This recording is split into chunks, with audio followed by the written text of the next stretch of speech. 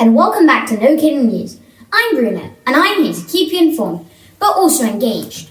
You know when you're stuck in your favourite subject, creative writing, and your teachers tell you that you can find inspiration all around you? Well, I have a baby brother who has a toy which has been playing non-stop in the background all week. London Bridge is falling down, falling down, falling down. London Bridge is falling down, my fair lady. Making headlines on major local and international newspapers. New York Times, London bridges are really falling down. The Times, decaying bridges fiasco turns poor old Britain into a laughingstock. BBC News, Hammersmith Bridge to stay closed to motor vehicles until 2027. But what on earth is Hammersmith Bridge? Why is it such a big deal? And why does this story now involve ferries? Let's get back to the basics. The bridge is one of many which allows you to cross over the famous River Thames, and it's an important part of many people's journey to work and school, including mine. All the way back in 2014, they started to find issues that needed to be fixed. And apparently, for years, there were rumours that they were closing the bridge, and then one day, it really happened. It was April 2019, when the bridge closed to cars. Only cyclists and pedestrians were allowed. Despite the initial grumbling, parents and children decided to look on the bright side, as they promised to reopen it soon. But unexpectedly, only 2 weeks before school started back after summer, on 13th of August 2020, Transport for London announced the full closure of the bridge, with a reopening date to be confirmed. So let's go to our first guest from the north side of the river to hear about his experience. Hi, I'm Basti. Yes, my once 40-minute journey can now take up to 90 minutes.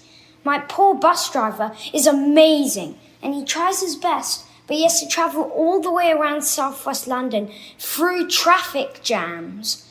I finish school at 4 p.m, which is fine, and sometimes I arrive home at Hampstead as late as 6 p.m, and it's really tiring trying to do your homework so late in the evening. Wow, that's even longer than my journey, which is double to an hour. It really is exhausting, isn't it? But are things any brighter on the other side of the bridge? From a more local perspective of the situation, on to you, Alex.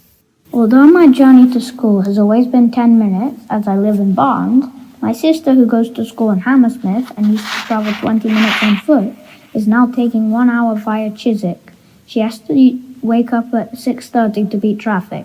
My mum, who used to take the tube from Hammersmith to go to work in 40 minutes, now has to take 2 buses to go to Putney and then a tube. As a family, we rarely used to drive anywhere, and now we are spending at least 2 hours a day in the car, where we once used public transport. Goodness, Alex, what an ordeal!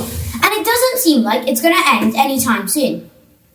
We also have another kid affected by the bridge closure on the podcast today. Hi, Nikki. Can you please explain to our listeners why this bridge is so difficult to fix, and why they're now talking about a ferry service instead of a working bridge? Hi, Bruno. Yes. What our listeners need to know is that Hammersmith Bridge is 133 years old and crosses the River Thames. It took 3 years to build.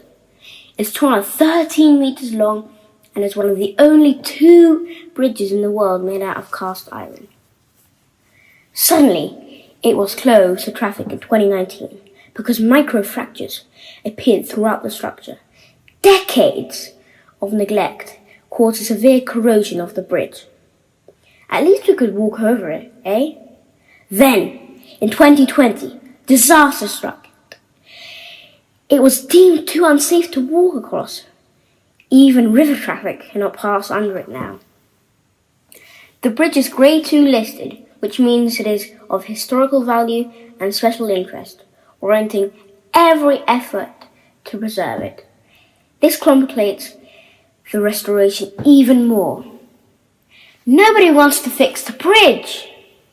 No surprise when it will cost almost 20 times as much as it did back in 1887, and it may take at least 7 years to fix.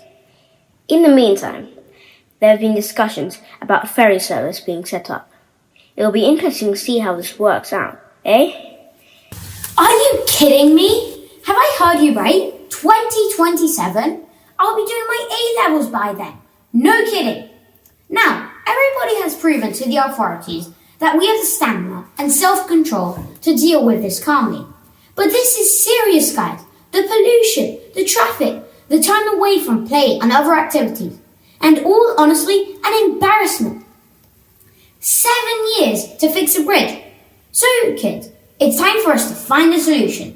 We need to be creative and innovative to get this heard. I'll start by throwing in my own idea. I read in one of the letters from the Borough of Hammersmith that they have contacted most engineering companies to solve the problem. I wondered if they've spoken to the boring company. That's right, boring, dull, uninteresting, but not boring to us.